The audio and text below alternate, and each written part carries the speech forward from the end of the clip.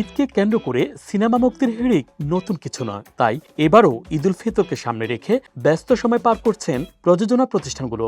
এবার ঈদ উল ফিতরে মুক্তির অপেক্ষা রয়েছে 9টির মতো সিনেমা।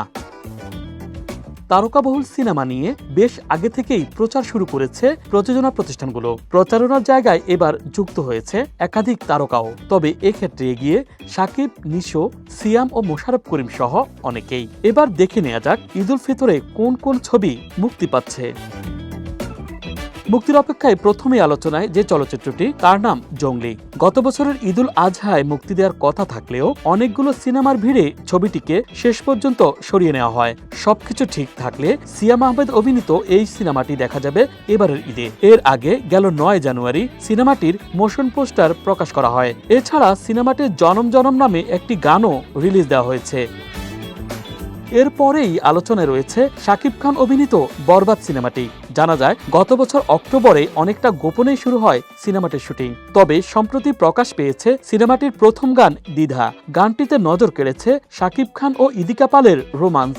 মুক্তির 18 ঘন্টার মধ্যেই দেখে ফেলেছে 11 লাখেরও বেশি মানুষ। ছবিটির মাধ্যমে দ্বিতীয়বারের মতো জুটি বাঁধলেন শাকিব খান ও ইদিকা পাল।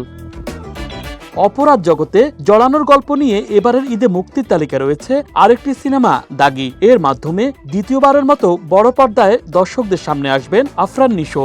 এই সিনেমায় তার বিপরীতে অভিনয় করছেন তমা মির্জা, সুনেরাহ বিনতে কামাল সহ অনেকেই।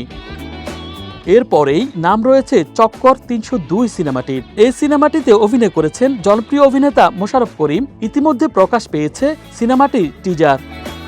এবারের ঈদের মুক্তির দৌড়ে রয়েছেন পিনিক নামে আরও একটি সিনেমা। এতে অভিনয় করেছেন শবনম বুবলি ও আদর আজাদ সহ অনেকেই। আগামী 27 মার্চ সিনেমাটির আইটেম গান রিলিজ হওয়ার কথা রয়েছে।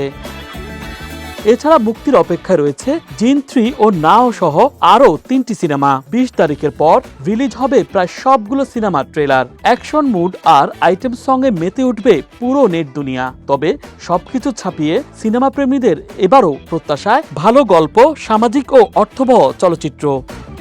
Dhaka express news desk.